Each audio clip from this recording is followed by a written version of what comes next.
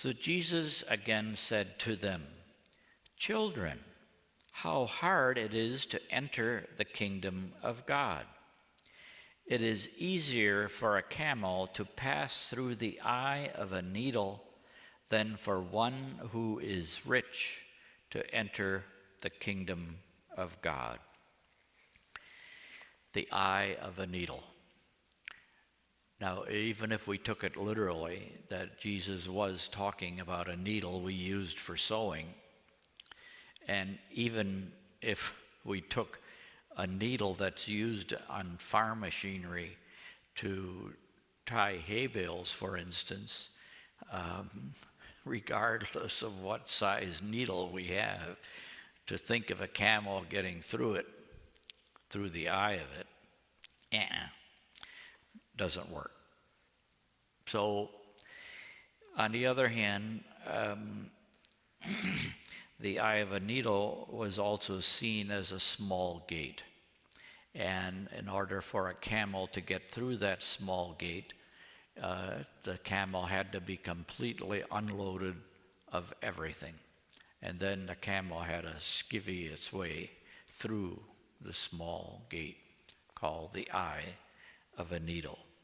And it was basically like our metal detectors these days. It was a way for people to check if the camel was laden with contraband or something. So we think we're so smart in inventing all these things, and hear these people saying, "Ha ha ha, we started this ages ago."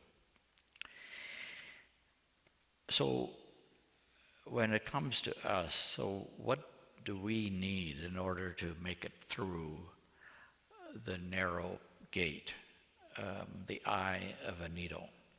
And certainly one would be, well, what are we called to divest ourselves of? Possessions would be one. But what about personal traits that also can, for instance, an inflated ego? I am the most important person in the world. I deserve to get through this needle, and yet I keep banging against the walls because of my big ego. In which case, the person really doesn't have much ego. They're very, fragile, and really have no understanding of who they are.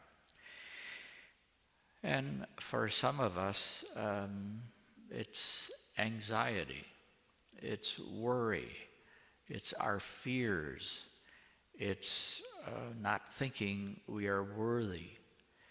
All burdens that, again, just simply are hanging all over the place, and we try to get through the needle and bang, bang, bang, bang, bang.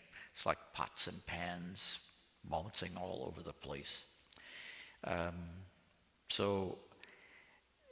we know that if we are burdened by all those difficulties, will we feel at home in heaven? So the gift we have while we're here on earth is, again, to let the goodness of God revealed by Jesus to help us resolve all those kinds of things that burden us to the best of our ability, that we constantly, or at least consistently, regularly, allow ourselves to reflect on how God's love abiding within us can help us realize, what am I afraid of? Why am I anxious and worried and perplexed and frightened? Or why am I always angry? The least little thing. Reminds me of a priest when I was in another parish. He was a next door neighbor pastor, and he said, darn it, I sent into B-52s when a fly swatter would have done the job.